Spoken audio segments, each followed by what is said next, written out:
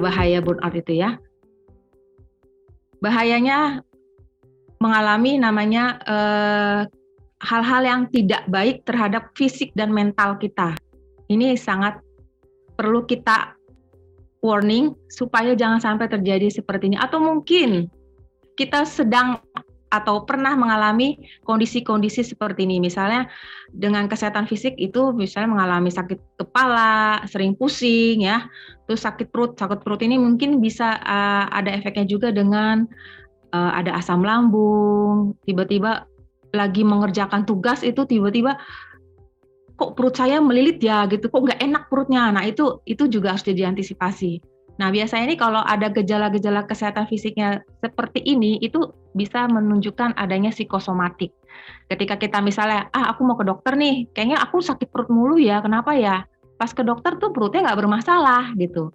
Ternyata itu efek dari kita stres dengan tuntutan yang kita hadapi waktu itu. Nah terus ada namanya nafsu makan menurun, gangguan tidur, terus badan pegal-pegal. Lalu kesehatan mentalnya adalah ya berkurangnya kreativitas, mulai ada stagnasi gitu ya, jenuh, bosan, frustasi, kecewa, mulai tidak suka dengan pekerjaannya. Misalnya, sebenarnya aku cocok nggak sih dengan pekerjaan ini?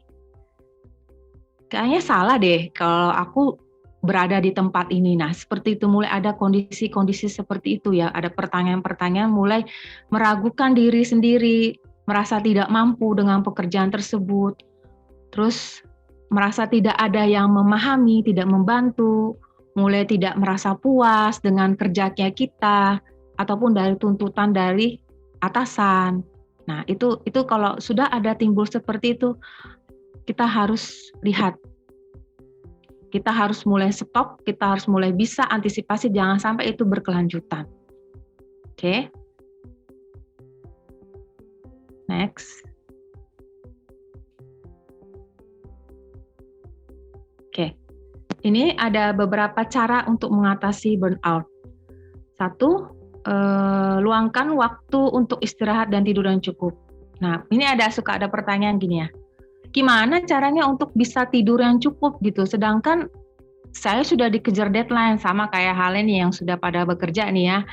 Kalau udah tanggal-tanggal tua ini pasti kebanyakan itu udah kayak riwah gitu ya, kayak udah sibuk, udah stres, udah aduh pusing nih, udah kejar deadline nih, macam-macam segala macam, udah pulangnya itu udah lelah, capek, terus nggak mau dikasih banyak pertanyaan atau ada tuntutan lain di rumah, pokoknya maunya sampai rumah itu tidur, istirahat gitu ya, karena sudah terlalu lelah untuk mengejar deadline di akhir bulan. Nah ini harus diperhatikan dengan baik-baik nih ya, biasanya sering terjadi nih, apalagi kalau ada anak muda yang kadang-kadang kalau sudah ketemu dengan gadget, padahal capek gitu ya, lelah.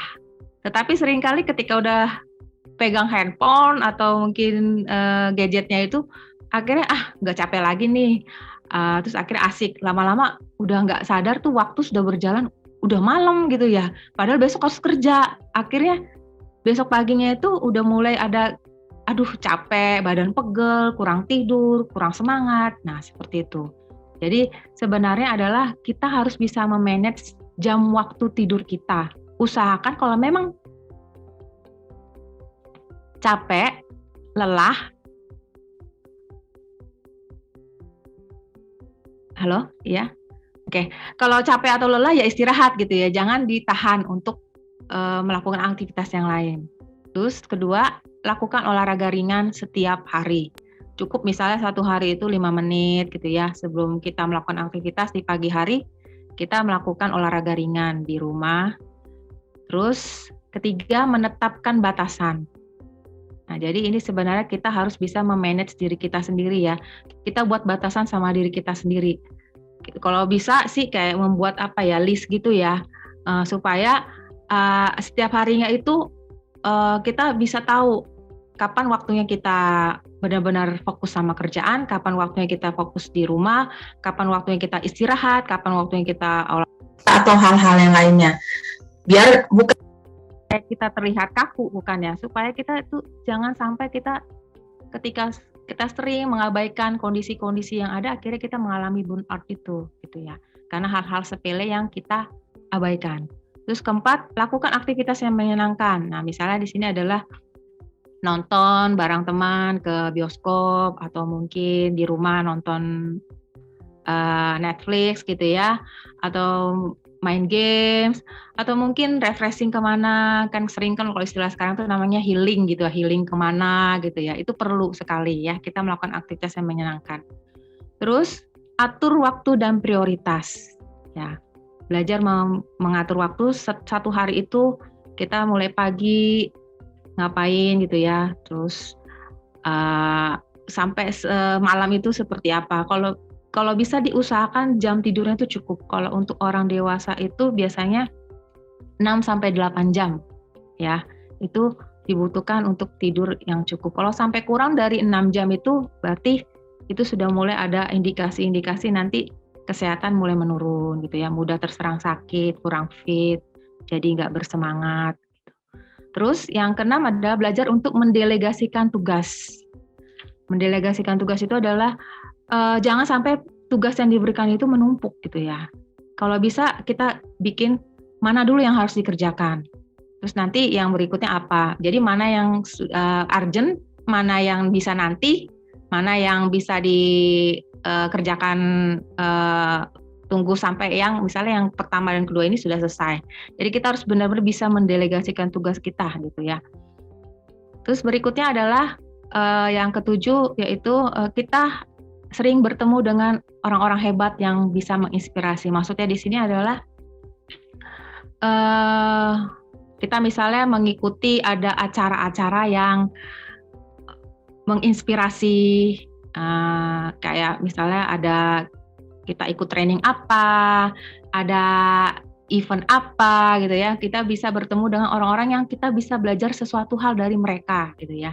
Karena mereka sendiri menjadi sukses, bisa menginspirasi banyak orang itu juga itu tidak mudah bagi mereka. Jadi kita bisa belajar banyak hal dari orang-orang tersebut. Itu perlu ya. Itu adalah suatu kebutuhan. Terus kemudian adalah kita mengkonsumsi makanan dan minuman yang sehat, terus vitamin. Nah, ini dia ya. Banyak sekarang itu kalau udah ada makanan nikmat di lidah, enak di lidah itu, wah pokoknya aku tuh yang penting suka gitu ya. Tanpa memikirkan itu kandungannya seperti apa. Selama dia suka, nikmat, ya udah gitu.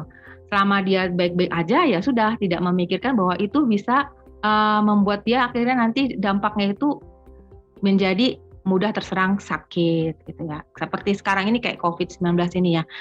Jujur waktu itu saya pernah mengalami yang namanya COVID itu tingkat parah ya. Sampai saya dirawat di rumah sakit, lalu saya menyadari gitu bahwa saya kurang memperhatikan termasuk dalam mengkonsumsi vitamin gitu. Nah, sejak saya selesai sakit sembuh dari sakit COVID itu, akhirnya sampai sekarang itu saya puji Tuhan itu bisa fit gitu ya, tidak mudah walaupun mungkin dari dalam satu rumah itu ada yang flu, ada yang demam, tapi saya tidak kena gitu. Walaupun saya ada kontak fisik dengan mereka gitu ya, tapi saya tidak khawatir karena saya merasa saya sudah konsumsi vitamin gitu ya. Dan yang paling penting juga di sini adalah saya ada tambahan, saya tidak tampilkan di sini, adalah kita biasa untuk selalu berdoa setiap hari. Ya itu perlu ya, dengan keyakinan agama kita masing-masing kita berdoa, kita mendekatkan diri sama Tuhan, terus selalu bersyukur. Itu perlu ya.